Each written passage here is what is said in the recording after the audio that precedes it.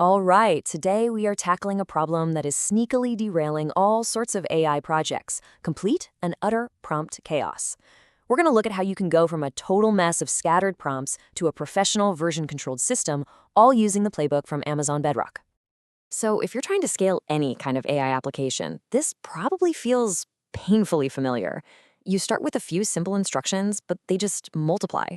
And pretty soon, you've got prompts scattered all over your codebase, and it becomes this tangled mess that is a serious headache to manage.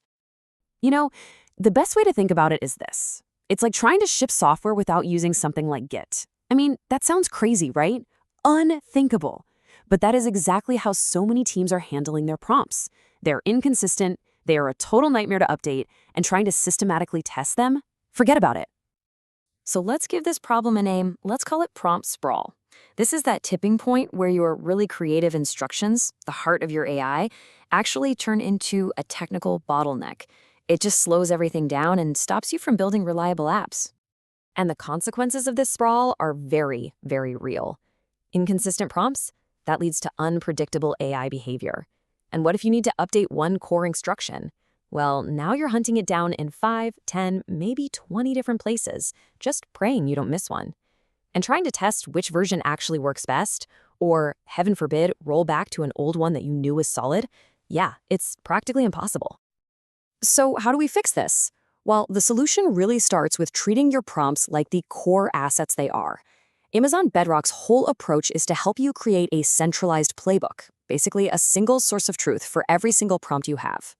And to see how this works, let's just quickly go over the building blocks. First up, you have the prompt itself. This is just that core instruction you give to the model to tell it what to do.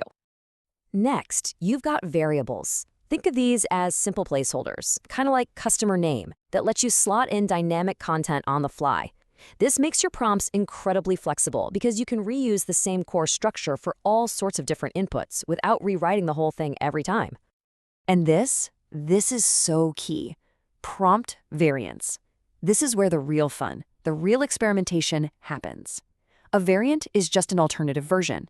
It lets you test the same core idea, but with different models or maybe slightly different wording, or you could tweak settings like temperature to see what really gives you the best results. Okay, so now let's see how all of these building blocks actually come together in a structured way to craft and test your prompts. The workflow is actually super simple, but it is incredibly powerful.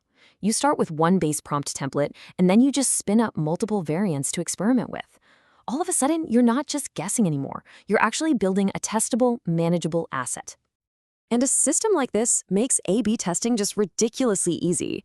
So, for example, variant A could be using Claude 3 Sonnet with a lower temperature for a really focused summary.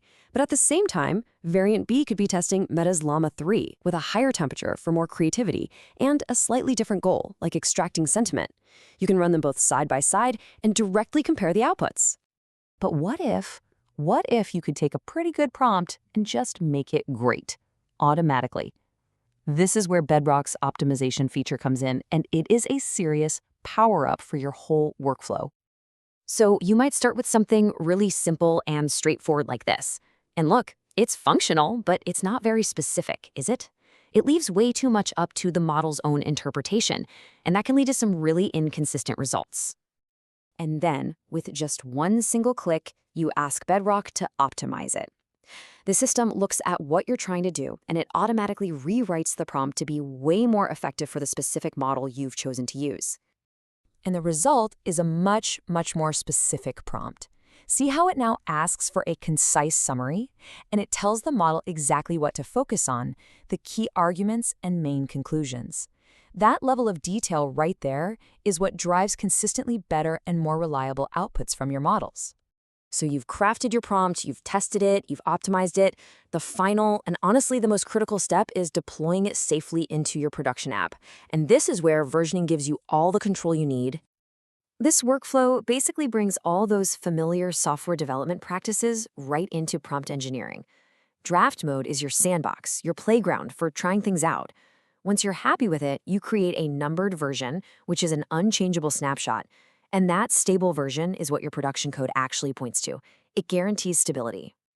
And the payoff here is huge. It's all about stability and control. Your production app is always pointing to a known stable prompt version. If a new version isn't performing well, you can roll back instantly. It also creates a full audit trail, and it lets your team innovate and work on new drafts without ever risking the live application. And this is the whole transformation. The entire process takes you from that chaotic make-it-up-as-you-go system to a structured and professional one.